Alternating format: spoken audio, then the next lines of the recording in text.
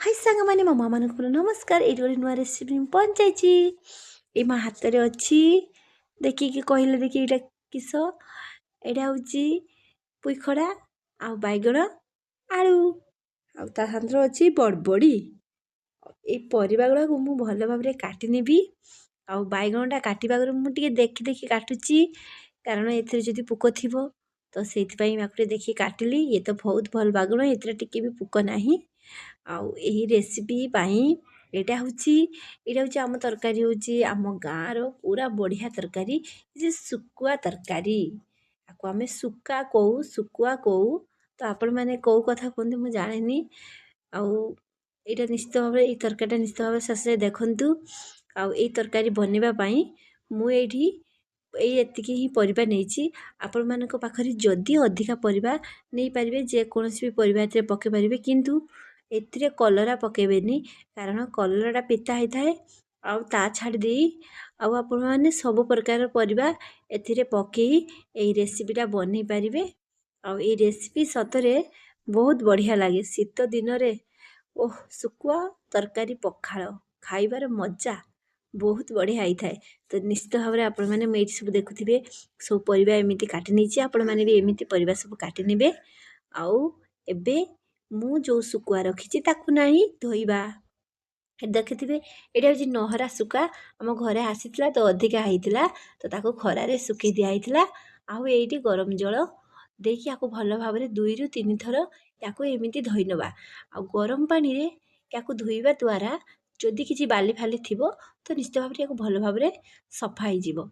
आउ यही तरकारीटा सतरे खाइबा ना बहुत बढ़िया लगे आ मोर बहुत भल लगे मते बहुत तरकारी खाइबा भल लगे आ मो भाई भी बहुत प्रिय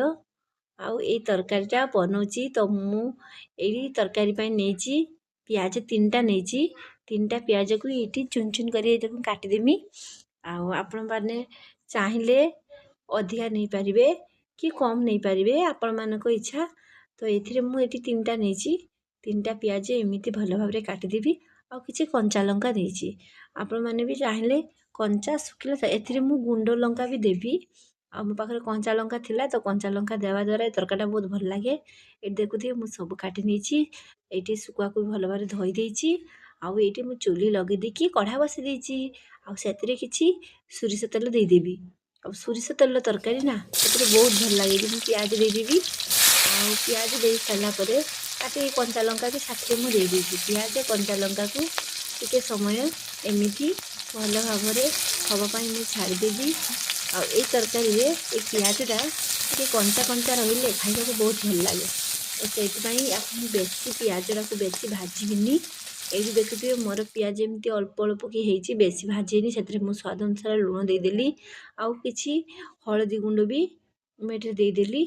आउ हलदी गुंड मुझे मोर जी परिवार सहित लगे ये लंका गुंड मुझे अधिका लंका गुंड दूची तो मो तरकारी लगे जी मुझे दूची कारण ये तरकारी लंका हेल्ले तरकारीटा बहुत भल लगे तो से मुझे लंका गुंड देची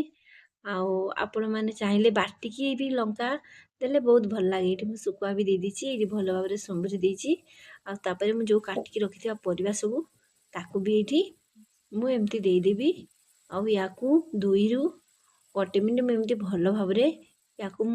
नाड़ी एपट सेपट कर नाड़ीदेवी नाड़ा द्वारा या भल कि सुमरी जीव सुमरी जो सुका आम पकईचे तार बास्ना टे कमिज आउ तरकारीटा बहुत भल लगे तो से सुमरी देवा आगु मुझे थाली दी ढंकेदेवी एबे देखंतु मोर ढंके देइथिली मु थाली काढ़ी एमती भल भाव में एपट सेपट कर नाड़ीदेवी या टे सुमरी ने यार तेल देखुवे मझीर केमिति केते सुंदर यार बास्ना भी होची आउ एडी तरकारी मोर ऊपर टे तेल देदेवी सोरिष तेल आउ कंचा सोरिष तेल ये तरकारी ऊपर देले ना तरकारी सतरा खाइबा बहुत भल लगे ये आउ टिके मु चटुरी एपट सेपट करके नाड़ीदेवी आपण मैंने निश्चित भाव में तरकारीटा को बनेबे आ मते कहिबे या तो प्राय तो समस्त जानथिबे पखाल सहित खाइबा बहुत भल लगे ये मु पानी दे दीची आ मु जेतिकी भी पानी देची आ अधिका देबिनी आउ एबे ए तरकारीटा को फुटिया पई मु 5 मिनिट छाड़ीदेवी ଆଉ ଏ ଫୁଟୁ ଫୁଟୁ ତରକାରୀ ଦେଖୁଥିବେ ଏଇଠି ମୋ ତରକାରୀ ଫୁଟି ସାରିଲାଣି। ଏଇଠି ମୁଁ ୟାକୁ ଟିକେ ଚଟୁ ସାହାଯ୍ୟରେ ଭଲ ଭାବରେ ଘାଣ୍ଟି ଦେବି। ଆଳୁ ଆମର ପୋଇ ଖଡ଼ାକୁ ଟିକେ ଘାଣ୍ଟି ଦେଲେ ତରକାରୀଟାକୁ ଟିକେ ପୁରା ବହଳିଆ ହେଇଥାଏ, ପୁରା ଭଲ ଲାଗିଥାଏ। ୟାର ଘାଣ୍ଟି ଦେଲେ ଆଳୁ ଗୁଳା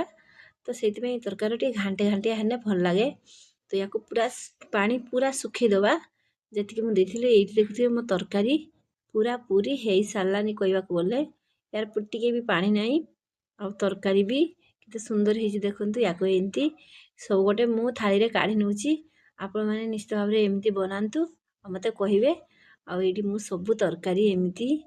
ଚଟୁ ସାହାଯ୍ୟରେ କାଢ଼ି ନେବେ। ଆପଣମାନେ ଚାହିଁଲେ ଡାଇରେକ୍ଟ ବି କଢ଼ାରେ ଓହ୍ଲେଇକି କାଢ଼ିବେ। ତ ଏଇଟା ଚଟଚଡ଼ି ତରକାରୀ, ତ ସେଇ ଯେଉଁ ମୁଁ ଚଟୁ ସାହାଯ୍ୟରେ କାଢ଼ିଛି। ଏଠି ଦେଖୁଥିବେ କେତେ ସୁନ୍ଦର ହେଇଛି ତରକାରୀ। ୟାକୁ ଆପଣମାନେ ଚାହିଁଲେ ଭାତ ପଖାଳ ସହିତ ନିଶ୍ଚିତ ଭାବରେ ଖାଇବେ। ଆଉ ଖାଇକି ମୋତେ କମେଣ୍ଟ ମାଧ୍ୟମରେ ନିଶ୍ଚିତ ଭାବରେ କହିବେ ଏ କେମିତି ହେଇଛି। ସତରେ ୟାକୁ ବହୁତ ଭଲ ଲାଗେ। ଆପଣମାନେ ନିଶ୍ଚିତ ବନାନ୍ତୁ, ଖାଆନ୍ତୁ ଆଉ ମୋତେ କମେଣ୍ଟରେ ନିଶ୍ଚିତ ଭାବରେ କୁହନ୍ତୁ। ଆଉ ପ୍ଲିଜ୍ ମୋତେ ଗୋଟେ ଲାଇକ୍, ସବସ୍କ୍ରାଇବ୍, କମେଣ୍ଟ କରନ୍ତୁ। ରହୁଛି, ବାଏ ବାଏ।